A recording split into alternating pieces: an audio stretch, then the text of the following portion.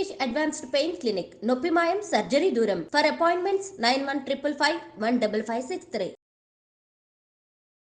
Welcome to I dream. తొడవటానికి మీరు చాలా కవితలు రాశారు, కథా రచయితలు. మీరు చాలా బుక్స్ రాశారు. మీకు దాదాపు 150 అవార్డులు ఉన్నాయి, ఇవన్నీ ఒకటి. కానీ మీరు రాసిన ఒక కవితని మదనపల్లిలో నాకు హెడ్ కానిస్టేబుల్ రామ్మూర్తి గారు ఆయన నోటి నుంచి రావడం అది బాగా వైరల్ అయింది. అవును సార్. ఒక్కసారి ఆ కవిత గురించి మళ్ళీ ఒకసారి ఎందుకు రాయాల్సి వచ్చింది, ఆయన ఎందుకు దాన్ని ఇన్స్పైర్గా తీసుకున్నారనే విషయం చెప్పే ముందు మీ కుటుంబ నేపథ్యం, మీరు ఎందుకు కవితలుగా కథా రచయితగా మారాలనుకున్నారు ఒకసారి చెప్పండి. మాది అన్నవరం పక్కనే ఓ చిన్న పల్లెటూరు అండి, రావికంపాడు, తూర్పుగోదావరి జిల్లాది. నాన్న ఓ చిన్న రైతు, ఒక డ్రైవర్. రైతు మీద కవిత ఎందుకు రాయాలంటే, నా చిన్నతనం ఒక 10 సంవత్సరాల వయసులో నాన్న మిరపతోట వేశారు. వేసిన తర్వాత ఆ మిరపతోటకి నీళ్లు మోసేవారు, కావిడితో నీళ్లు మోసేవారు. వర్షం వస్తుందేమో అని ఆకాశంలో చూసేవారు. వర్షం కోసం ఎదురు చూసే నాన్న కంటనీరు తొడవటానికి నేను నాన్ననయ్యేవాడిని. అది దుఃఖపు ఏరు అని ఒక కవితలో నేను రాశాను. చిత్రం ఏంటంటే, ఆ బాధలు చూసి, ఆ కష్టాలు చూసి మమ్మల్ని. చిన్నప్పటి నుంచి మీరు కవితలు రాసేవారా? అంటే నా 16వ సంవత్సరం నుంచి కవిత్వం మొదలు పెట్టానండి. ఆంధ్ర భూమిలో సి కనకాంబరరాజు గారు ఉండేవారు. అంటే మీ కుటుంబంలో ఎవరైనా ఉన్నారా? లేదు, మా నాయనమ్మ గారు మహాభారతం 18 పర్వాలు సంస్కృతంలో చదివారండి. ఆవిడ మహాపండితురాలండి. చిన్నప్పటి నుంచి కాశీ మజిలీ కథలు చెప్పటం, తర్వాత మాకు మహాభారతం చెప్పటం, భీముడి గురించి చెప్పటం, ఇటువంటివి అన్నీ చెప్పేవారు ఆవిడ. చెప్తుంటే నాకు 5వ సంవత్సరం నుంచి ఆశ్చర్యంగా ఉండేది. ఆవిడ సంస్కృతంలో శ్లోకాలతోటి భీముడిని వర్ణిస్తూ 80 అడుగులు భీముడు ఎత్తుండేవాడట, ఏనుగుని విసిరితే ఆకాశంలోంచి కింద పడలేదు అంటే ఆశ్చర్యంగా ఉండేది. 80 అడుగులు ఎత్తు భీముడు ఉండడం ఏంటి అంటే, దాంట్లో వ్యాసుడి వర్ణన, మహాభారతంలో వ్యాసుడి వర్ణన ఆవిడ ఘంటాపదంగా చదివేది. ఆవిడ నుంచి సంక్రమించిందండి. అప్పటి నుంచి నేను చదువుకున్నప్పటి నుంచి ఇంటర్మీడియట్ కాకినాడ అండాళం కాలేజీలో చదివిన దగ్గర నుంచి కవిత్వం రాయడం మొదలుపెట్టాను. తర్వాత చాలా కాలం ఉద్యోగ అన్వేషణలో తిరుగుతూ కవిత్వాన్ని మర్చిపోయాను, రాయలేకపోయాను. 93లో ఆంధ్రభూమి వారపత్రికలో కవిత రాశాను, నీవు సముద్రం అని. నీకు సముద్రానికి ఎంత పోలిక, అవే వంపులు కెరటాల్లా, అవే చూపులు లోతుగా, అదే నడక ప్రవాహంలా. అప్పుడే మౌనం, అప్పుడే కోపం. నీ వచ్చే వరకు సముద్రం దగ్గరే నిరీక్షించనా? కెరటం వస్తుంటే నీ వస్తున్నావన్న ఆనందం, తిరిగి వెడుతుంటే రావేమో అనే దిగులు. ఈ ఆటుపోటులు భరించలేను, త్వరగా రావు. ఒక్కొక్కసారి జీవితం వృధా అనిపిస్తుంటుంది. నీ చిరునవ్వు జ్ఞాపకం వస్తే మళ్ళీ బ్రతకాలనిపిస్తుంది. కళ్ళు మూస్తే నీవే, కళ్ళు తెరిస్తే ఈ జనంలో నీ ఉండవుగా. అందుకే మళ్ళీ ఒక్కసారి రావు. ఇది నా మొట్టమొదటి కవిత సార్. తర్వాత కేసీఆర్ గారి గవర్నమెంట్లో ట్రాన్స్పోర్ట్ కమిషనర్ గారు మురళీ గారిని, అంటే దానికన్నా మీరు కంటిన్యూటీలో తీసుకుంటే ఆంధ్రభూమిలో ప్రచురైంది అయింది. తర్వాత మీరు మీ ప్రయాణం ఎలా కొనసాగింది? నా ప్రయాణం కొన్ని కవితల ద్వారా ఆగిపోయింది. ఎందుకో? కవిత్వం రాయలేకపోయాను. అంటే కష్టాల, బాధలు, కన్నీళ్ళు, ఉద్యోగాన్వేషణ, జీవితంతో యుద్ధం చేయటం, ఈ ప్రవాహంలో కవిత్వాన్ని మర్చిపోయాను. అయితే మా ఊరిలో చిన్న లైబ్రరీ ఉందండి. ఆ రోజుల కాలం 1960 నుంచే లైబ్రరీ ఉంది. అయితే ఆ లైబ్రరీలో వడ్డెరి చండీదాస్ అనుక్షణికం, మహామహులు మొక్కపాటి నరసింహశాస్త్రి, బారిస్టర్ పార్వతీశం, ఇటువంటి పుస్తకాలు చదవటం మొదలుపెట్టాను, అధ్యయనం చేయటం మొదలుపెట్టాను. విపరీతమైన రాత్రుల్లో పగలు అవే చదవడం, పుస్తకాలు చదవటం. అంటే రచయితను అవుతాం, కవిని అవుతాం అని ఎప్పుడు అనుకోమండి. అది స్ఫూర్తి అంతే, పుస్తకాలు చదవటం వరకే. తర్వాత ఎండమూరి, యుద్ధనపూడి సులోచనారాణి, ఈ జిడ్డు కృష్ణమూర్తి జీవితం, తత్వం, ఈ పుస్తకాలు చదువుతుంటే మనకు అర్థమయ్యే కావు. ఏంటి వీళ్ళు ఇలా రాస్తున్నారు, పుస్తకం చదివితే గొప్పతనం ఏమో అని పుస్తకాలు చదువుకుంటూ వెళ్ళిపోయాను. ఇప్పుడు మా ఇంటి దగ్గర 10,000 పుస్తకాలు ఉన్నాయండి. మేము ఎప్పుడు, నా బాబు కానీ, మా ఇంట్లో మా మిస్సెస్ కానీ టీవీ చూడదు. టీవీ ఉండదండి మా ఇంట్లో. కొన్ని 100 అవార్డ్స్ ఉంటాయి, ఒక 10,000 పుస్తకాలు ఉంటాయి. 40 సంవత్సరాల్లో 10,000 పుస్తకాలు చదివాను నేను. 40 సంవత్సరాలు 10,000 పుస్తకాలు చదివారు. దాదాపు వందల పై కవితలు రాసి ఉంటారు. ఆంధ్రప్రభలోనే 500 కవితలు పైగా రాసి ఉంటారు. 150 పైగా కథా రచయితగా ఉన్నారు. అవార్డులు వచ్చాయి. కానీ ఇవన్నీ కూడా కుటుంబ పోషణ సరిపోవు కదా. సరిపోవు. అయితే తమిళనాడు వెళ్ళి జ్యోతిష్యం, వాస్తు ఇది చదువుకున్నాను. వెళ్ళిపోయాను. ఇది చదువుకుని అక్కడ భరద్వాజ నాడి అని ఒక నాడి చెప్తుంటే ఏంటి వీళ్ళు ఎలా చెప్తారు ఏంటి అని దాని మీద పరిశోధన చేసి చాలా కాలం అరుణాచలంలో ఉన్నానండి, రమణ మహర్షి ఆశ్రమంలో. అక్కడ అంటే మీకు ఇది ఇంటర్వ్యూలో చెప్పొచ్చో లేదు, కుంభకోణం వెళ్ళాను. అక్కడి నుంచి ఒక మహాపండితులు 90 సంవత్సరాల వృద్ధుడి దగ్గరికి వెళ్తే ఒక్కసారి చేయి చూపించారు. ఏంటి పరిస్థితి ఎలా ఉంది, నాకు 25 సంవత్సరాల వయసులో వెళ్ళాను. ఏంటి ఇలా వచ్చావు, నీకు జీవితం ఉంది, నువ్వు తిరిగి వెళ్ళిపో, చాలా గొప్పవాడి అవుతావు, నీకు ఫలానా సమయంలో అబ్బాయి పుడతాడు, నీ జీవితం మళ్ళీ చాలా అద్భుతమైన రీతిలో ఉంటుంది, వెళ్ళిపో అని ఆయన చెప్పారండి. అక్కడి నుంచి నేను తరచు అరుణాచలం వెళ్ళడం, ఇప్పటికీ 100 సార్లు అరుణాచలం వెళ్ళి ఉంటాను. అక్కడ మార్పు వచ్చింది. వచ్చి సంస్కృతంలో అధర్వణ వేదం చదివాను. వేదం చదివిన తర్వాత దాంట్లో వైద్యం, ఆయుర్వేదం, జ్యోతిష్యం, వాస్తు ఇవన్నీ ఉంటాయి. 8 వాల్యూమ్స్ చదవాలండి అది. అవి చదివిన తర్వాత ఇవన్నీ అవపోసన పట్టాను. కవిత్వం మర్చిపోయాను, కథ మర్చిపోయాను, ఏమీ లేదు అసలు. అరుణాచలం అన్నది మీకు వైబ్రేషన్ తీసుకొచ్చింది. అంటే 40 కిలోమీటర్ గిరి చుట్టూ గిరి ప్రదక్షిణ చేశారు. ఒక 40 సార్లు ప్రదక్షిణ చేశానండి. పైకి కూడా విరూపాక్ష గుహలని స్వామి 1922, 23లో కూడా ఆయన తపస్సు చేసిన అక్కడ చాలాసేపు కూర్చునేవాళ్ళం అండి. పైన ఆ త్రిమూర్తి స్వరూపమైన ఆ పర్వతం ఎక్కి అక్కడ చాలాసేపు కూర్చుని కిందకు వచ్చేసేవాళ్ళం. అక్కడ రజనీకాంత్ గారు కనిపించారు. ఎన్నోసార్లు నేల మీద కూర్చుని ఇళయరాజా, ఈ సినిమా యాక్టర్ వెంకటేష్ గారు చాలాసార్లు నెంబర్ ఆఫ్ టైమ్స్ వీళ్ళు కనిపించేవారు. ఇళయరాజా గారు అయితే కింద కూర్చుని పాట ఆయన మ్యూజిక్ చేస్తాడు అక్కడ స్వామి సమాధి దగ్గర. నేను ఎన్నోసార్లు చూశాను. అక్కడి నుంచి కుంభకోణం వెళ్ళాను. అక్కడి నుంచి కుంభకోణం వెళ్ళాను. వెళ్ళి ఈ చేయి చూపించాను సార్.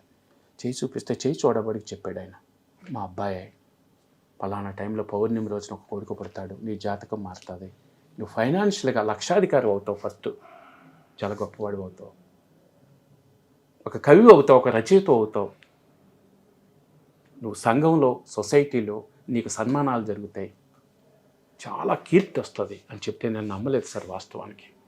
తర్వాత ఇదే పరిస్థితిలో మీకు చిన్న విషయం చెప్పాలి. జగపతి బాబు గారు సినిమా నటుడు అటర్ ఫ్లాప్ అయిపోయిన తర్వాత ఆటోలో వెళ్ళే సమయంలో ఆయన వైదేశ్వరుని కోయిల్కి వెళ్ళారు.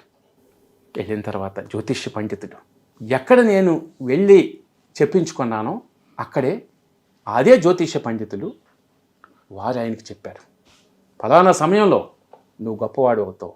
యాక్చువల్గా నేను జాతకాన్ని నమ్మను, జగపతి బాబు గారు కూడా జాతకాన్ని నమ్మడం. తిరిగి వచ్చిన తర్వాత ఒక 5 లక్షలు అడ్వాన్స్ ఇస్తే కొంచెం ఖర్చులు సరిపోతాయేమో అన్న ఆయనకున్న ఆయన లెజెండ్ సినిమాకి చెక్ రాసి ఇచ్చాడు ఆయన, బోయపాటి శ్రీని గారు. ఇది ఆయన ఇంటర్వ్యూలో చెప్పాడు. ఆశ్చర్యపోయాను. మిరాకిల్, అద్భుతం. ఆయనకంటే ముందు ఆయన 2013 అది. సరే, నేను అంతకంటే ముందు వెళ్ళి అసలు ఇదేదో కొత్తగా ఉంది, చిత్రంగా చెప్పటం అని నేను ఈ ఫార్మిస్ట్రీ అప్పుడు నేర్చుకున్నాను. 25 years నుంచి నేర్చుకున్నాను. గ్రంథాలు చదివాను. తమిళనాడు ఆ యూనివర్సిటీకి వెళ్ళి ఆ లైబ్రరీకి వెళ్ళి కొన్ని గ్రంథాలు తీసుకుని అక్కడ తాళపత్ర గ్రంథాలు అన్నీ సేకరించి మా ఇంటికి తెచ్చుకుని చదవటం మొదలుపెట్టాను, అధ్యయనం చేయటం మొదలుపెట్టాను. అది ప్రొఫెషన్ కాదు, ఇప్పటికీ కూడా ప్రొఫెషన్ కాదు. వేదంలోని కొన్ని తీసుకుని, నిఘంటువులను తీసుకుని, ఆ సారాన్ని తీసుకుని ఏ మనిషికి వైద్యం ఎలా చేయాలి, ప్లానెట్ సిస్టమ్ తోటి గ్రహాలకు సంబంధించి, రాహువుకి సంబంధించి, కుజుడికి సంబంధించి, కేతువుకి సంబంధించి, సూర్యుడికి సంబంధించి ఏమేం చేయాలన్నది 4 వేదాలు ఏ వేదాన్ని ఎంచుకున్నారు మీరు? అథర్వణ వేదం. ఎందుకంటే మీరు ఋజ్విక్ కానీ సామవేదం కానీ యజుర్వేదం ఎంచుకోలేదు? జ్యోతిష్యం అథర్వణ వేదంలో ఉంటుంది, మిగతా దాంట్లో ఉంటుంది.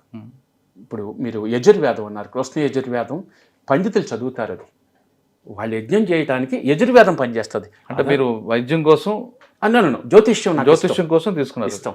దాంట్లో మాస్టర్ని అయ్యాను.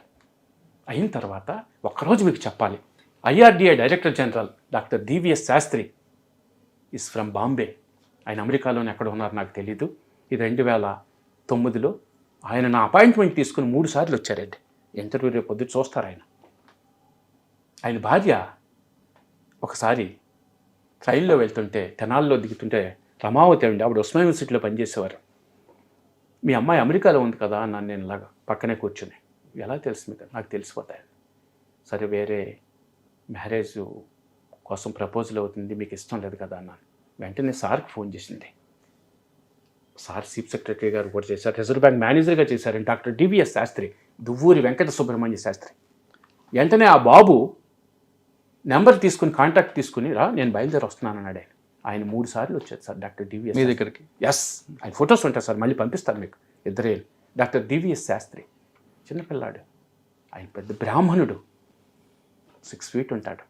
సరే తర్వాత ఏంటిది నువ్వు ఎలా చెప్పగలుగుతున్నావు ఏంటి, ఆశ్చర్యంగా ఉంది మాకు అని చెప్తే, ఏమో నాకు తెలిసిపోతుంటుంది అంత ఇలా. సార్ సాధారణంగా జ్యోతిష్యం అనేది అగ్రవర్ణాలైన కొంతమందికి మాత్రమే ఆ కుటుంబాలకు ఉంటాయి. మీది వైష్ణవ, మీరు క్షత్రియులు, అవును, మీరు వేటాడే మనస్తత్వం మీది, అవును, రాజులు పరిపాలించేవారు. అవును. ఇందులోంచి ఇందులోకి వచ్చినప్పుడు ఆ సామాజిక వర్గాలు మీకు అడ్డుకోలేదా? అడ్డుకోలేదు, విచిత్రంగా చూశారు. అదే మేము చేయాల్సిన పని నువ్వు చేస్తున్నావు అని అడగలేదు? విచిత్రంగా చూశారు. బ్రాహ్మణ ద్వేషిని అయ్యాను, అథెంటిక్గా చెప్పడం. ఇప్పుడు మీరు దైవభక్తులు, మీ చేయి చూస్తే మొత్తం మీకు చెప్పేస్తాను, నేను ఇప్పుడే చెప్పేస్తాను, మీ మనస్తత్వం చెప్పేస్తాను, తెలిసిపోతుంటుంది, ఆటోమేటిక్గా తెలిసిపోతుంది. చెప్పండి. సపోజ్ మీరు చిన్నప్పటి నుంచి కష్టాల్లో పెరిగారు, బాగుంది. గొప్పతనం ఏంటంటే పెద్ద కళారంగంలో చాలా వైభవం పొందుతారు. ఒక నిజం చెప్పనా? మీకు ఎంత వయసు చెప్పండి, మీరే చెప్పండి, మీరు చెప్పండి. మీరు చేసి చూసి చెప్తాను. 50. మీరా? మీది? నాదా? నాది 54. ఎస్, 50 దాటింది క్రాస్. అవునండి, అంటే చిన్నప్పటి నుంచి కష్టాలు పడుతున్నారు, తర్వాత వస్తారన్నది సాధారణంగా అందరూ చెప్పేది. అందరూ చెప్తున్నారు, అందరూ చెప్పేదే. కానీ మీకు 2026లో ఈ దేశం గర్వించదగ్గ గొప్ప స్థాయిలోకి మీరు వెళ్తారు. ఓకే. అయితే నక్షత్రం మీద, ప్లానెట్ సిస్టమ్ మీద కూడా నేను చెప్తాను. ప్లానెట్ సిస్టమ్ మీద కూడా నేను చెప్తాను, నేను చెప్పగలను. మీ నక్షత్రం చెప్పండి. నా నక్షత్రం, నాది రాశి సింహరాశి, మఖా నక్షత్రం. మఖా నక్షత్రం. ఇప్పుడు మఖా నక్షత్రానికి బాగుంది. అంటే బ్రెయిన్లో చిప్ ఉందా అంటారు. హైదరాబాద్లో చాలామంది పెద్ద వాళ్ళు వస్తారు, మీకు చిప్ ఏమైనా ఉందా అంటారు. మఖా నక్షత్రం అంటే సింహరాశి. వాళ్ళకి సాధారణంగా మీరు కనిపించే మనిషి వేరే లోపల ఇంకో మనిషి ఉంటాడు, మీకు కోపం ఎక్కువ, సాధారణ కోపం పడరు. సింహరాశి వాళ్ళు కొన్ని పద్ధతులతోటి వాళ్ళు జీవిస్తారు, లేకపోయినా ఉన్నట్టు ఉంటారు, ఉన్నా చాలా అతి నిరాడంబరంగా ఉంటారు.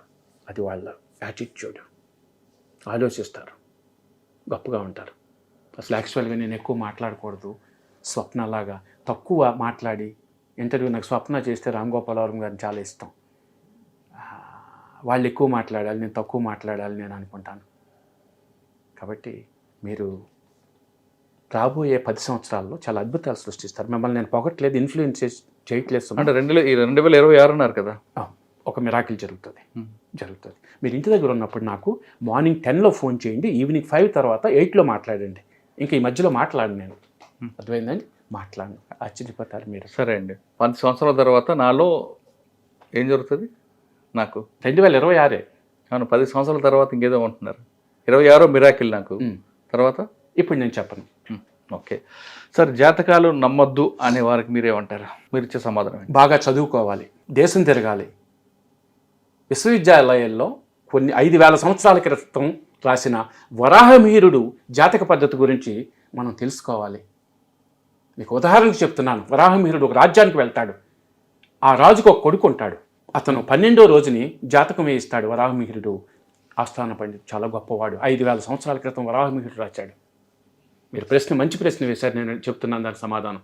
ఆ రాజు కొడుకు జాతకం వేసిన తర్వాత ఇతను 12వ ఏట పంది చేత చంపబడతాడు అని జాతకంలో ఉంటుంది. ఇతన్ని బంధించండి. 12వ సంవత్సరాన్ని నా కొడుకు చనిపోకపోతే ఇతను ఉరితేస్తాను, లేకపోతే అప్పుడు వదిలేస్తానని జైల్లో పెడతాడు వరాహమిహిరుడిని. ఇది నేను చెప్పేది కాదని చరిత్ర ఎవరైనా తెలుసుకోవచ్చు, చరిత్రలో ఉంది. కానీ చాలామంది ఇలాగ కాను, కొంతమంది కొంచెం కమర్షియల్గా, కొంతమంది సర్వీస్గా, కొంతమంది ఫ్రీగా, రకరకాలుగా జాతకాలు చెప్తుంటారు. ఈ విధంగా జాతకాలు చెప్పేవాళ్ళు, నమ్మేవాళ్ళు ఉన్నారు. ఉన్నంతవరకు మీరు ఉంటారో జాతకంగానే ఉంటుంది. కానీ కొంతమంది ఏమంటారంటే జాతకాలు నమ్మద్దు, జాతకాలు చెప్పేవాళ్ళు మీ జాతకం గురించి మీకు తెలుసా అని క్వశ్చన్ చేస్తారు. ఆ విధంగా మీ జాతకం గురించి మీకు తెలుసా అని క్వశ్చన్ చేస్తే మీరేం చెప్తారు? నేను మీ జాతకం మీకు తెలుసు, ఏం జరగబోతుందో మీకు తెలుసు, నాకు తెలుసు, ప్రిడిక్షన్ తెలుసు అండి. ప్రిడిక్షన్ ఈరోజు మీకు ఇంటర్వ్యూ చేస్తారు మీకు తెలుసా? నాక హైదరాబాద్లో ఇంటర్వ్యూ చేస్తారు అని అనుకున్నాను.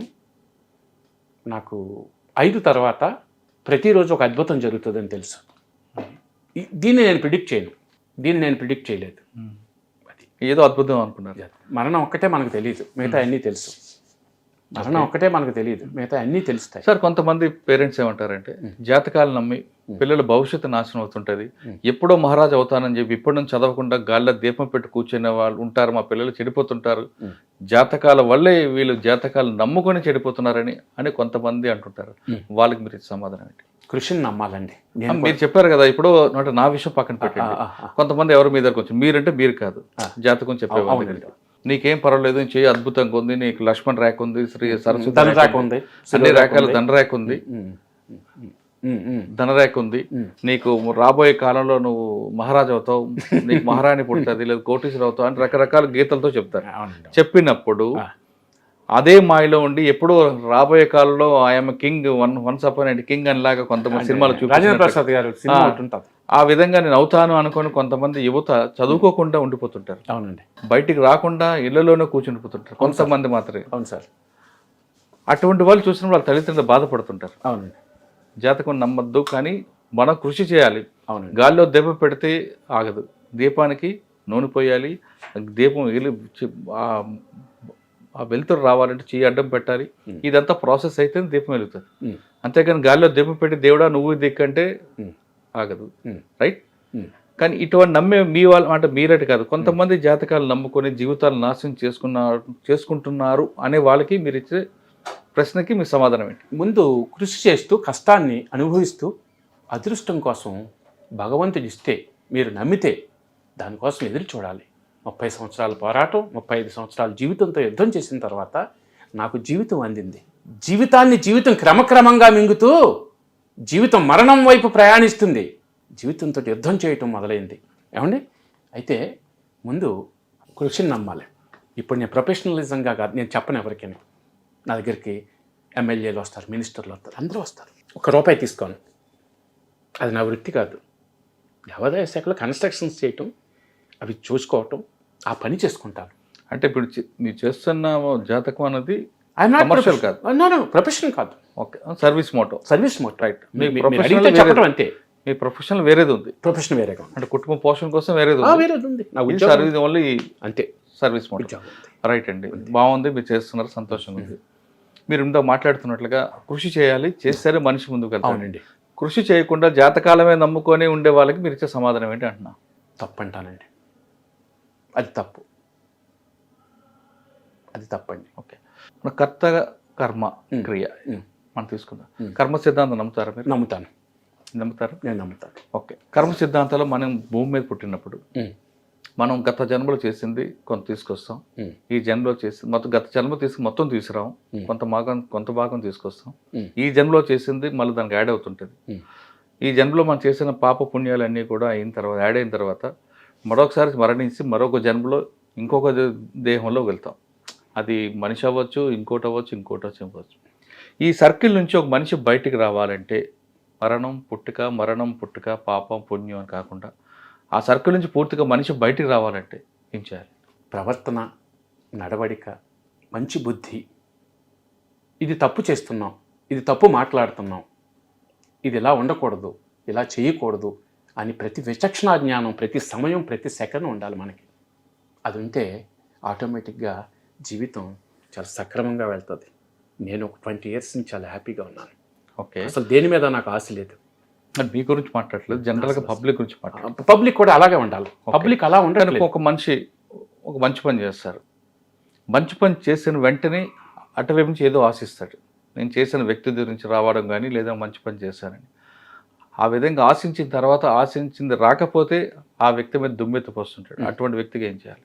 లేదు, ఆశించకుండా నేను ఒక మనిషికి మంచి పని చేశాను, ఈ ప్రతిఫలం దేవుడికే అని దేవుడి మీద వేయడం మంచిదంటారా, లేదు ఆ ప్రతిఫలం నాకే కావాలని ఆశించడం తప్పండి, తప్పు.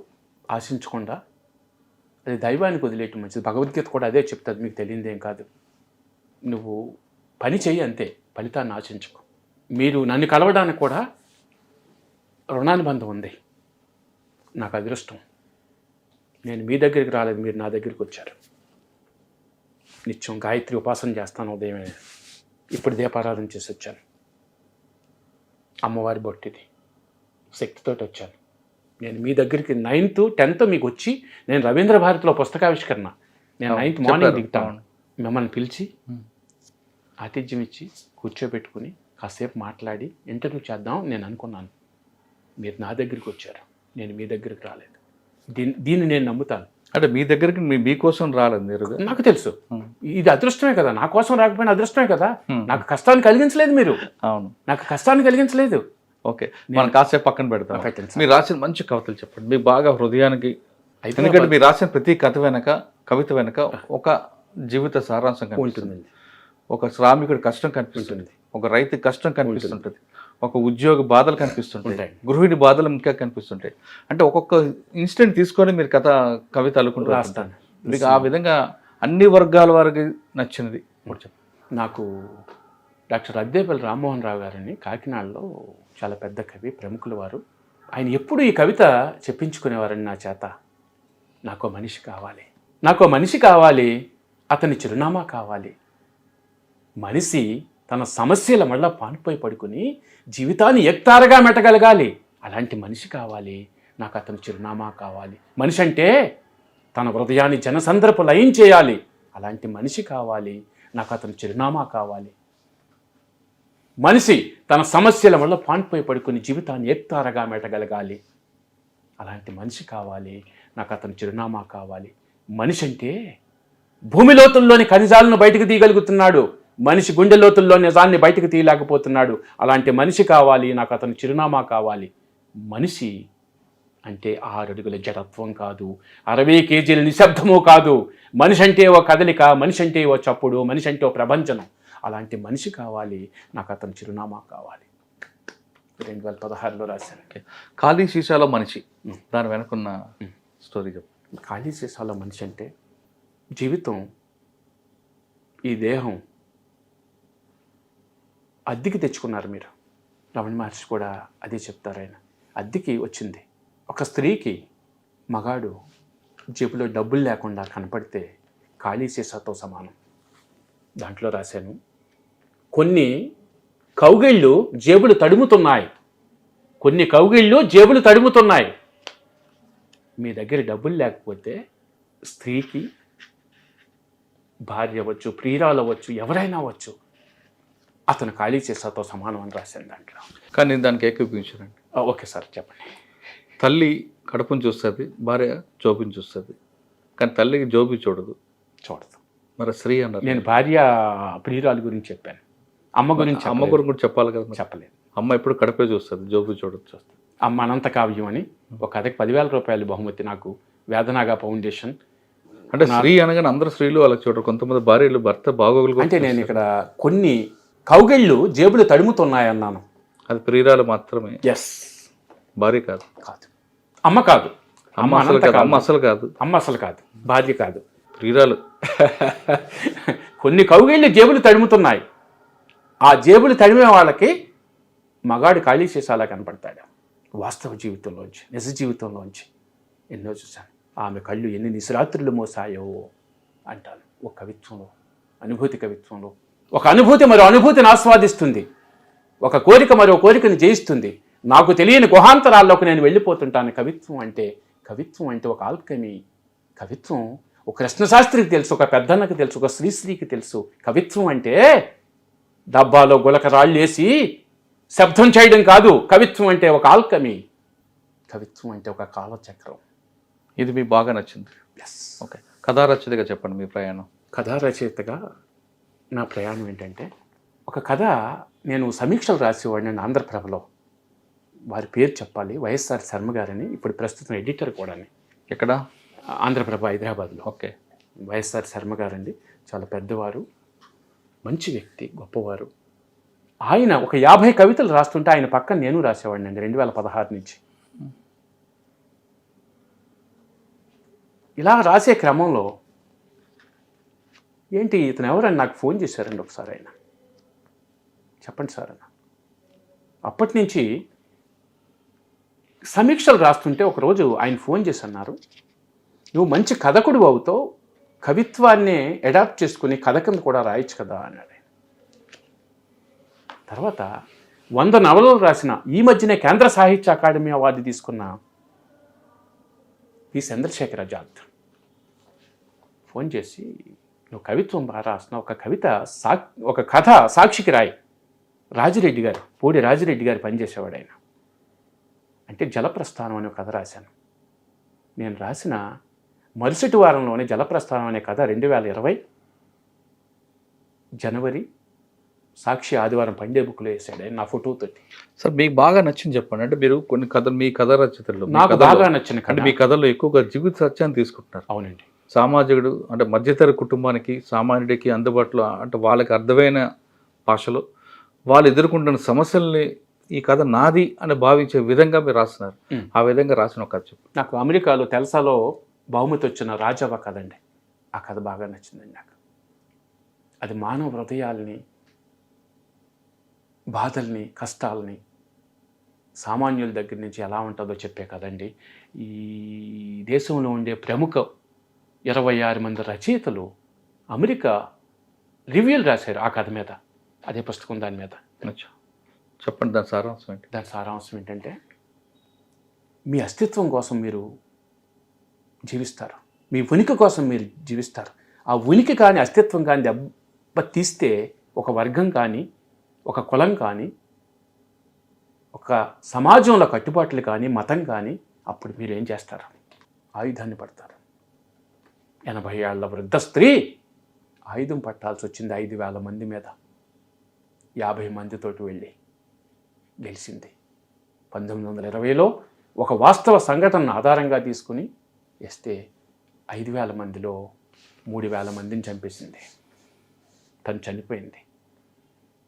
తన వర్గంలో 30 మంది చనిపోయారు. యుద్ధం రక్తపాతాన్ని మిగులుస్తుంది. కోర్టు జడ్జి గారు ఆఖరిని ఒక తీర్పు చెప్పాడు. 5,000 మంది 50 మందిని దాడి చేయడం తప్పు, వాళ్ళు సామాజిక వర్గం వేరు, మీరు వేరు, ఈ కేసు కొట్టేస్తున్నానని కొట్టేశాడు. అప్పటికే జైల్లో చాలామంది చనిపోయారు, కుటుంబాలు వెళ్ళిపోయాయి. యుద్ధం మంచిది కాదు, దేశానికి మంచిది కాదు, గ్రామానికి మంచిది కాదు, ప్రజల్లో మనసుల్లో ప్రతీకారం మంచిది కాదని ఆ కథని ఇండియాలో ఎవ్వరూ, ఏ పత్రిక, ఏ పోటీదారుడు కూడా యాక్సెప్ట్ చేయకపోతే, అమెరికాలో తెల్సా కథల పోటీల్లో మన తెలుగు మహాసభలో అక్కడ తెలుగు ప్రాంతంలో ఉండేవాళ్ళు 500 కథలు వెళ్తే వాళ్ళు చదివి ప్రేమించి మాకు డబ్బులు ఇచ్చి ఆ కథలను మళ్ళీ అన్వీక్స్ వాళ్ళకి ఇచ్చి పుస్తకాలు వేసి మాకు 20 పుస్తకాలు పంపించారు. అంతటి గొప్ప కథ సార్. సార్ మీ కథ అంతా బాగుంది, మీరు చెప్పిన సారాంశం కూడా బాగుంది. కానీ ఒకప్పుడు మీరు, నేను చదువుకునేది చందమామ కథలు, పేదరాశి పెద్దమ్మ కథలు, ఈ కథలన్నీ కనుమరుగవుతున్నాయి. ఆ తరహా కథలు ఎందుకు రావట్లేదు? ఇప్పుడున్న జనరేషన్కి అది అర్థం కాకపోవచ్చు. ఇప్పుడున్న జనరేషన్కి, రాబోయే జనరేషన్కి అనుగుణంగా వాళ్ళకి అర్థమయ్యే రీతిలో ఆ కథల్ని మనం తీసుకొస్తే బాగుంటుంది. చాలా మంచి ప్రశ్న వేశారు మురళి గారు. తీసుకురావటానికి దాన్ని, ఆ కథనే ఇక్కడ వాస్తవంగా ఇప్పుడు వీళ్ళకి అర్థమయ్యే భాషలో మనం రాయగలగాలి. అంటే ఒక చందమామ కథ చదవంటే అందులో ఎంతో చాలా ఉంటుంది. అది మీ తరానికి, నా తరానికి అలవాటండి. ఇప్పటి తరానికి, ఇప్పుడు మా అబ్బాయికి ఆ చందమామ, బట్టి విక్రమార్కుడు, బేతాళుడు భుజం మీద చెట్టుపైకి వెళ్ళిపోవడం, ఇవన్నీ అర్థం కావాలి. పేదరాశి పెద్దమ్మ దాన్ని సోషలైజ్ చేసి మనం ఇప్పటి వచన రూపంలో, మేము కవిత్వం ఎలా వచన రూపంలో రాస్తున్నామో ఆ కథని సోషలైజ్ చేసి వేరే పాత్ర ద్వారా, ఇప్పుడు శవం భుజం మీదకి వెళ్ళిపోయింది అభూతంగానే, ఒకటి తీసుకుని వెళ్తుంటే చెట్టు మీద వెళ్ళిపోయింది అని ఇలాగ అడాప్ట్ చేసి రాయడం అన్నది ఈ ప్రశ్న చాలా అద్భుతంగా ఉంది. నిజమే, ఆ చందమామ కథలని ఇప్పుడు రాస్తే ఇప్పుడు ఈ భావితరం చదువుకోవటానికి వీలుగా ఉంటుంది. మీరు చెప్పింది వాస్తవం. అంటే మీరు ప్రయత్నం చేయొచ్చు కదా. నేను చేస్తాను, తప్పకుండా చేస్తాను. నేను చేసి ఇవన్నీ అయ్యండి. మీరు మంచి ప్రశ్న వేశారు. నేను చేసి ఇవన్నీ అయ్యాయి. 40 సంవత్సరాల కథలను మళ్ళీ తిరిగి రాస్తాను, ఎవరు పట్టుకోలేరు. మొన్నే స్వాతి అనిల్ అవార్డులో నాకు కథ వచ్చింది, ఇంకా గీని చిత్రం అని. ఆశ్చర్యపోతారు మీరు కథ చెప్తే.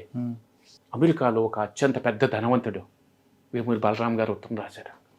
భార్య, ఒక 10 ఏళ్ల కూతురు అమెరికాలో రోడ్డు మీద లాస్ వేగాస్ వెళ్తుంటే యాక్సిడెంట్ అవుతుంది, భార్య చనిపోద్ది, కూతురికి ఫ్రీజ్ అయిపోతుంది, మాట్లాడలేదు, అది నిశ్చేష్టురాలే చూస్తుంటుంది, తిరగని హాస్పిటల్ లేదు, అన్ని దేశాలు తిప్పాడు తారగదు, కొన్ని వేల ఫ్యాక్టరీలు అన్నీ ఉన్నాయి అతని దగ్గర. ఇండియా వస్తాడు, కేరళలో వైద్యం బాగుందని, వైద్యం అవ్వదు, ఢిల్లీ వెళ్తాడు. ఆ ఢిల్లీలో సాయంత్రం ఫ్లైట్కి మళ్ళీ అమెరికా వెళ్ళిపోవటానికి సిద్ధపడుతున్న సమయంలో బొమ్మలు చూస్తుంది, ఆర్ట్స్ గ్యాలరీకి, మ్యూజియంకి తీసుకెళ్తాడు. అక్కడ ఆర్ట్స్ గ్యాలరీలో ఫోటోని చూసి డాడీ ఇలా వేలెత్తి చూపిస్తుంది. ఆశ్చర్యపడ్డాడు. ఏంటి అంటే దగ్గరికి వెళ్ళి చూడబడికి త్రిశూల్, ఆర్ట్ బై త్రిశూల్ అనే ఉంటుంది. ఇతను ఎవరని ఆ క్యూరేటర్ని అడిగితే, పలానా అడ్రస్ అని అడిగితే, ఆ త్రిశూల్ దగ్గరికి వెళ్ళిన తర్వాత, నా కూతురు, నీకు ఎంత డబ్బు కావాలి, ఎన్ని కోట్లైనా ఇస్తాను, ఏదైనా ఇస్తాను, నా కూతురుని బ్రతికించు, నువ్వు గీసిన చిత్రం వల్ల తనలో మళ్ళీ కొంచెం స్పార్క్ వచ్చింది, బ్రతికిస్తావా అని అడుగుతాడు. ప్రయత్నిస్తాను, చెప్పలేను నేను. చిత్రకారుడికి కానీ, కవికి కానీ, రచయితకు కానీ రాయమంటే వెంటనే రాయలేడు, గీయమంటే వెంటనే గీయలేడు. నేను ప్రయత్నిస్తాను, వారం రోజులు మా ఇంటి దగ్గర ఉండండి అంటాడు. వారం రోజులు ఉంటారు. మొదటి రోజు ఏం చేయడు, రెండో రోజు ఏం చేయడు, మూడో రోజు ఏం చేయడు. ఈ లోపల అతని భార్య ఫోటో తీసుకుంటాడు. బయట లాన్లో కూర్చోబెట్టి, పాపని లోపల కూర్చోబెట్టి, దూరంగా ఒక తెర ఉంటుంది, ఆ తెర తీస్తాడు. పాప తలుపు తీస్తారు. అమ్మ అంటూ వచ్చి ఆ బొమ్మను కౌగిలించుకుంటుంది. అది గాజు అద్దం మీద గీసిన చిత్రం. That is by art. ఈ కథ స్వాతిలో వస్తుంది. ది లాస్ట్ లీఫ్ అనే నవల్లో ఒక చిత్రకారుడు గాజు బొమ్మ గీశాడన్న దాని మీద ఇన్స్పిరేషన్గా నేను ఆ కథ రాశాను. బాగుందండి. కానీ అదేవిధంగా ఇప్పుడు కనుమరుగుతున్న కుటుంబ వ్యవస్థ, ఒకప్పుడు ఉమ్మడి కుటుంబం, ఆ ఉమ్మడి కుటుంబంతో పూర్తి చిన్నాభారం అయిపోయి ఇప్పుడంతా మంది స్మార్ట్ ఫ్యామిలీ అయిపోతుంది. అదేవిధంగా మనుషుల యొక్క సంబంధాలు, మానవ సంబంధాలు అన్నీ కూడా ఆర్థిక బంధాలుగా మారుతున్నాయి. ఈ రెండింటినీ జనానికి అర్థమయ్యే విధంగా ఉమ్మడి కుటుంబం ఉంటే ఎలాగ బెనిఫిట్ ఉంటుంది, మానవ సంబంధాలు ఆర్థిక సంబంధాలు కాకుండా మానవ సంబంధాలుగా ఉంటే ఎలాంటి మంచి కుటుంబం ఉంటుంది, మనుషుల ప్రవర్తన ఎలాగ వస్తుంది అనే ఒక సామాజిక అంశాన్ని జనానికి అర్థమయ్యే రీతిలో, అంటే ఇప్పుడున్న జనరేషన్కి అర్థమయ్యే రీతిలో మీరు కథలు రాయగలరా? రాస్తానండి. నేను పరిణితి చెందిన కథకుండండి, నిత్య అధ్యయనశీలినండి. నేను ఆంధ్రదేశంలోనే కాదు, తెలంగాణలో అందరికీ తెలుసు సార్. నేను మీ ఇంటర్వ్యూ ద్వారా మీరు నేను ఇలాంటి రాయలేదు సార్. వాస్తవానికి మీరు చాలా పుస్తకాలు చదివారేమనుకుంటున్నాను. అన్నీ కొత్తవి చెప్తున్నారు మీరు, అన్నీ మేము ఆలోచించినవి చెప్తున్నారు, మా ఆలోచనకు అందరివి చెప్తున్నారు. ఉమ్మడి కుటుంబాలంటే తప్పులు చేయరండి, అవును, ప్రవర్తన బాగుంటుందండి. ఇప్పుడు ఈ ఆడపిల్ల హెరాస్మెంట్, ఈ గంజా, ఈ డ్రగ్స్, వీటి జోలికి వెళ్ళదు సార్, వెళ్ళరండి. వాళ్ళు పెద్దవాళ్ళు, ముందు తరాల వాళ్ళు మందలించటం ఉంటుంది, క్రమశిక్షణ ఉంటుంది, దానివల్ల తప్పులు చేయకుండా ఉంటారండి. తండ్రి, తాత, వాళ్ళ నాయనమ్మ అందరూ ఉంటారు. ఉమ్మడి కుటుంబ వ్యవస్థ అనే దాంట్లోంచి మీరు వచ్చారు, నేను వచ్చారు కాబట్టి మన ప్రవర్తన ఇలా ఉంది. మన తర్వాత తరం వలసలు వెళ్ళిపోతున్నారు. ఆ వలసలు వెళ్ళిపోవటం కనుమరుగవుతున్న మానవ సంబంధాలపై కూడా రాస్తారా? నేను రాసిన కవిత్వం అంతా కనుమరుగవుతున్న మానవ సంబంధాల మీద, కులవృత్తుల సోదరుల మీద. వాళ్ళు కనిపించట్లేదు. ఇందాకనే ఒక కవిత రాశాను, ఆకుపచ్చని లోయ అని. 3 దశాబ్దాల తర్వాత మా ఊరు వెళ్ళాను. శిథిలమైన గోడల మధ్య జ్ఞాపకాలు మాట్లాడాయి. ఆకుపచ్చని లోయలో నడుస్తున్నట్టుంది. మా వంటగదిలో అమ్మ బువ్వకుండా నా బాల్యాన్ని తట్టి లేపింది. చెమట చుక్కల భుజాలతో రుణభూమిని దున్నిన నాన్న నాగలి కాడి విరిగి నన్ను కంటనీరు తెప్పించింది. కొన్నిసార్లు కథ రాసేటప్పుడు, కవిత్వం రాసేటప్పుడు నా కన్నీళ్లు తడిసిపోయిన రోజులు ఎన్నో ఉన్నాయి. అదే మన మనసు నుంచి రాసే కవిత కాబట్టి కళ్ళు వస్తాయి. రుణభూమిని దున్నిన చెమట చుక్కల భుజాలతో రుణభూమిని దున్నిన నాన్న నాగలి నన్ను కంటనీరు తెప్పించింది. పొద్దు కావాలని పాట చెప్పండి. పొద్దు కావాలి, మీరు రాసిన బుక్లో ఉంది. సర్లేండి. అవన్నీ పొద్దు వాలా అని అవును, అవన్నీ పొద్దు చాలా వాలిన పాట. అవన్నీ చాలా ఉంటాయి. ఇంకా చాలా మంచివి ఉన్నాయి. నన్ను కదిపింది ఏంటంటే సార్, నా మీద బిక్కి కృష్ణ గారని హైదరాబాద్లో ఉంటారు. ఆయన పెద్ద రచయిత.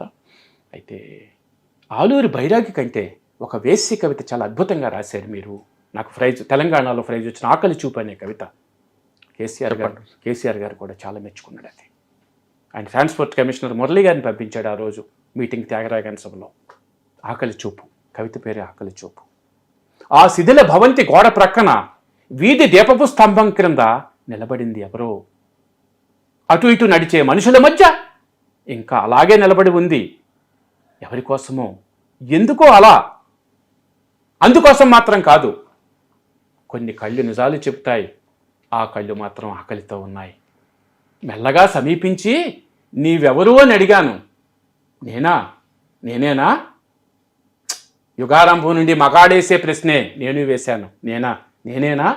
మకరందం కోల్పోయి రాలి వాడిపోయిన పువ్వును. అకస్మాత్తుగా నా గుండె బరువై 2 చేతులు జేబులోకి వెళ్ళాయి. గుప్పెటతో వచ్చిన నోట్లు ఆమె చేతిలో కుక్కాను.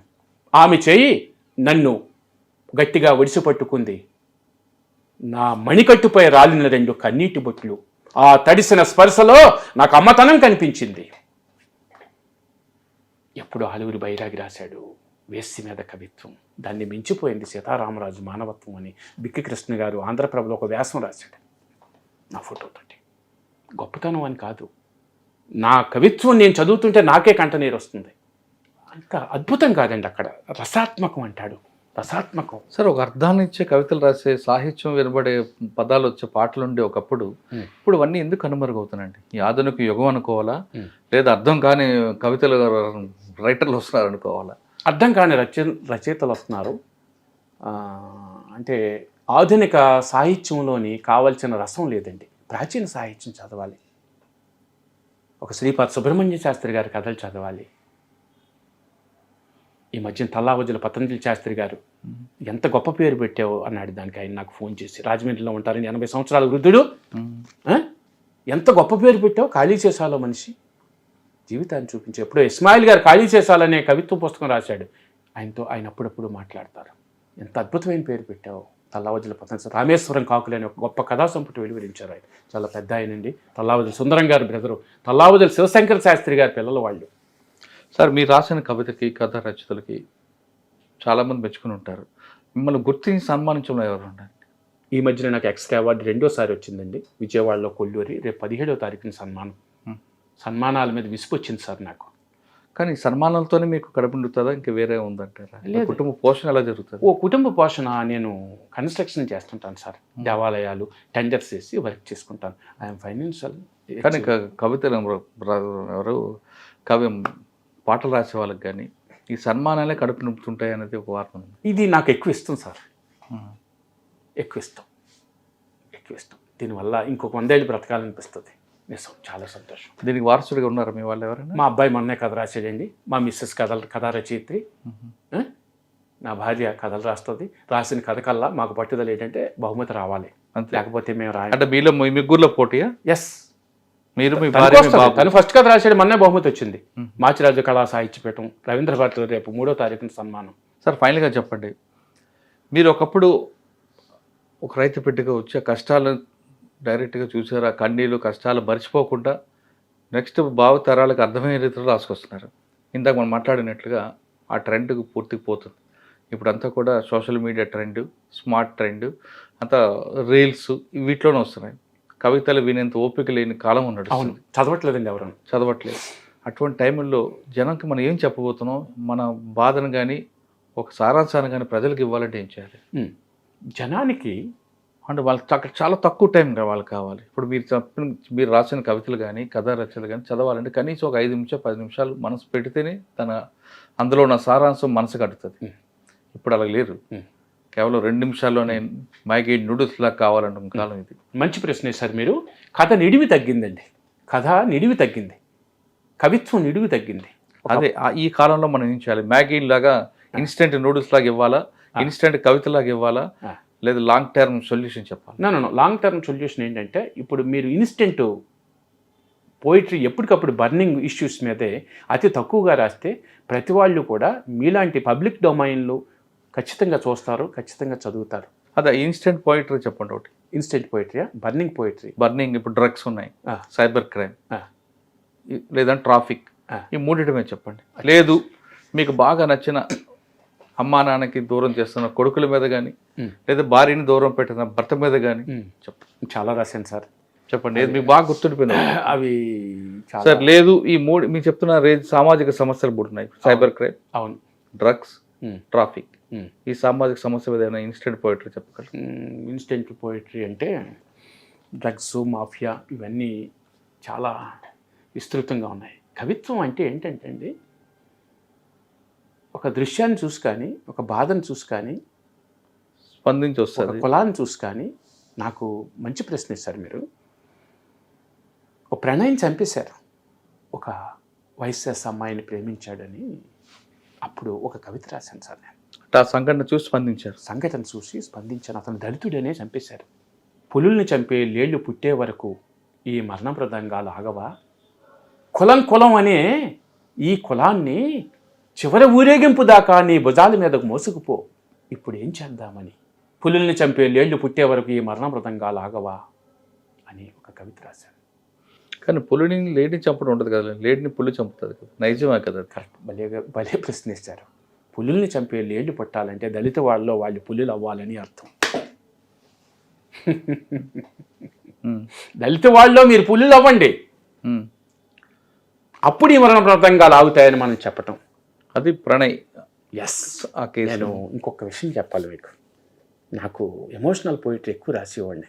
ఇది భయం అనేది ఎప్పుడూ లేదు సార్ నాకు పోయిటరీలో. నాకు చంద్రబాబు నాయుడు గారి గవర్నమెంట్లో కూడా చాలా ఫోన్స్ వచ్చాయి, ఢిల్లీ నుంచి కూడా ఫోన్స్ వచ్చాయి. నక్సలైట్ల మీద రాశాను. అంతర్యుద్ధం అనే కవిత. నిన్న రాత్రి ఆ పచ్చని చెట్ల ఆకులపై కురిసిన రక్తం ఎవరిదో, ఎందుకోసం పరుగు, ఇది నీలో నీకు జరిగే అంతర్యుద్ధం, ఎందుకోసం మీకు ఈ పరుగు, కాలే కాలే నిప్పులు కొంపటిపై ఎంతసేపని మీ పరుగు, బతికొండగానే మా మమకారపు మూర్తులను చితిపై పడుకోబెట్టడానికా మీ పరుగు, గన్ను దించి చూడు, కన్నెత్తి చూడు, ప్రజావాణిలోకి రా చూడు, అప్పుడు తెలుస్తుంది అని ఒక అద్భుతం ఫోన్ వచ్చింది సార్. మీరు అద్భుతంగా రాస్తున్నారు సార్. ఎన్ని ఫోన్లు అంటే 500 కవితలు ఆంధ్రప్రభలో రాస్తే మీరు వెంటనే వచ్చేస్తాయండి ఫోన్లు. ఉత్తిదేండి, ఢిల్లీ నుంచి ఫోను, హైదరాబాద్ నుంచి ఫోను, సెక్రటరియట్ నుంచి ఫోన్, డేవిడ్ రాజ్ అని ఒక ఆయన ఫోన్ చేశాడు. ఎందుకు చేస్తారో తెలుసా అండి మీకు? యూఆర్ సీనియర్ జర్నలిస్ట్, ఎందుకు చేస్తారో మీకు తెలుసు. అలాంటి ఫోన్లు ఎన్నో ఫోన్లు సార్. ఎవరెత్తనని అసలు నాకు ఎందుకంటే అండి, శివసాగర్రావు చాలా ఇన్స్పిరేషన్. సత్యమూర్తి గారు, ఆయన కవిత్వం చదువుతుంటే ఒళ్ళు జలదరిస్తుంది. విత్తనం చచ్చిపోతూ పంటను వాగ్దానం చేస్తుంది, చిన్నారి పువ్వు రాలిపోతూ కాపును వాగ్దానం చేస్తుంది, సూర్యాస్తమయం వెళ్ళిపోతూ చేతిలో చెయ్యేసి సూర్యోదయాన్ని వాగ్దానం చేస్తుంది, అమరత్వం బహు రమణీయమైంది, అది కాలాన్ని కౌగిలించుకొని మరో ప్రపంచాన్ని వాగ్దానం చేస్తుంది. That is Shivasagar. గొప్ప కవిత్వం చదవాలి, గొప్ప కథను చదవాలి, గొప్ప వాళ్ళ మాటలు వినాలి. ఈ మూడు ఉంటే గొప్ప రచయిత అవుతాడు ప్రతివాడు. ఇప్పటి కాలం చదవట్లేదు, వినడం లేదు, రాసేయాలని చూస్తున్నారు, చేసేయాలని చూస్తున్నారు, పబ్లిక్ డొమైన్లో పెట్టేసి మమ్మల్ని చేయాలని చూస్తున్నారు. ఇప్పటికీ నేను పెద్దవాళ్ళు చెప్తే వింటాను, చదువుతాను. మహానుభావులు వాటి చినవీరభద్రుడి గారు మనకి ఏపీ విద్యా కమిషనర్ గారు చేశారు, ఆయన్ని నేను చూశాను. ఒక అక్క వాటి వీరలక్ష్మీదేవి గారు మహాతల్లి పిల్లలు చినవీరభద్రుడిని పెంచి పెద్ద చేశారు. ఆయన నిలబడితే పుస్తకం ఉంటుంది, కూర్చుంటే పుస్తకం ఉంటుంది, ఒక్క నిద్రపోయేటప్పుడు మాత్రమే పుస్తకం పక్కన పెడతాడు ఆయన. వాటి చినవీరభద్రుడు ఈజ్ ఐఏఎస్ ఆఫీసర్. ఇప్పుడు మీరు చెప్తున్నట్లుగా వినే ఓపిక లేదు, చూసే టైం లేదు. ఆ కాలం నడుస్తున్న టైంలో నెక్స్ట్ జనరేషన్ ఏం చెప్తారు మీరు? నెక్స్ట్ జనరేషన్కి వాళ్ళందరికీ కూడా టైం లేదు, టైం లేని కాలంలో నడుస్తున్నాం మనం. వాళ్ళకి ఏం చెప్తారు? మేము చెప్పామంటే వీళ్ళకి ఏజ్ పెరిగింది, చేతస్సు అనే ఒక ముద్ర వేస్తారు మీకు. Correct sir. కాబట్టి వాళ్ళకి అర్థమయ్యేలాగా ఏం చెప్తారు? మీరంతా చేయాల్సింది ఏంటంటే పెద్ద పెద్ద గ్రంథాలు, అధ్యయనాలు, వాల్యూమ్స్ చదవక్కర్లేదు. ఇప్పుడు సంక్షిప్తంగా చిన్న డిజిటల్లో చిన్నవి అప్పటికప్పుడు చదివేసే పుస్తకాలు, వెంటనే కొటేషన్స్ వచ్చాయి. దాన్ని షార్ట్ అవుట్ చేసి మినీ స్టోరీస్ కింద, మినీ కవితల కింద ఎలిసెట్టి ప్రభాకర్ లాంటి వాడి చిన్న మినీ కవితలు ఎన్నో రాశారు. అలాంటివి చదివితే ఎక్కువ మీరు ఈ పోరాటంలోని, ఈ పరుగులోని ఎక్కువ చదవలేరు కాబట్టి అతి తక్కువ సమయంలో మంచి పదాలని, మంచి రచయితలు సమయం తీసుకుని చదివితే చాలా గొప్పవాళ్ళు అవుతారండి ఇప్పుడు నేటి తరం. ఒక మనిషి బాగా బతకాలన్నా, లేదు అతనిలో సంస్కారం కావాలన్నా, అంటే సంస్కారం అంటే చదువుకున్న ప్రతి వ్యక్తికి సంస్కారం ఉంటుంది కాబట్టి సంస్కారంతో కూడిన చదువు కావాలన్నా, అతనికి జ్ఞానం కావాలంటే పెద్ద పెద్ద గ్రంథాలు చదవక్కర్లేదు. మీలో ఉన్న పట్టుదలతో, మీలో ఉన్న కసితో చిన్న చిన్న లైబ్రరీలో, డిజిటల్ లైబ్రరీలో మీరు వెళ్తే చిన్న చిన్న కథలు దొరుకుతాయి. దాంతో మీకు జ్ఞానం పెరుగుతుంది. దాంతోపాటు సంస్కారంతో కూడిన చదువు కూడా అభ్యుతంలో దొరుకుతుంది అంటున్నారు పొత్తూరి సీతారామరాజు గారు. ఆయన కష్టాలు కన్నీళ్ళు అనుభవించిన కథ చూశారు కాబట్టి ఆయన కళ నుంచి ఆ కథలన్నీ కూడా మన కళ్ళ ముందు వచ్చాయి. కానీ ఇప్పుడున్న జనరేషన్ ఆ ఉమ్మడి కుటుంబం అవన్నీ మర్చిపోతున్నారు కాబట్టి ఇప్పుడున్న రేపు భావితరాలకు ఏం కావాలనే విషయాన్ని అధ్యయనం చేసి దాని తరంగా, దానికి అనుగుణ విధంగా వాళ్ళకి అర్థమయ్యే రీతిలో డిజిటల్ మీడియాలో వెళ్తే, డిజిటల్ లైబ్రరీలోకి వెళ్ళి చక్కని కథలు అల్లుకుని వెళ్తే తప్పకుండా మీకు కూడా ఆదరణ దొరుకుతుంది అని చెప్తున్నారు సీతారామరాజు గారు. ఇది పొత్తూరు సీతారామరాజు గారితో ఎక్స్క్లూజివ్ ఇంటర్వ్యూ. వచ్చే వారం మరో గెస్ట్తో మళ్ళీ కలుద్దాం. అంతవరకు నమస్తే. Thank you sir. Thank you.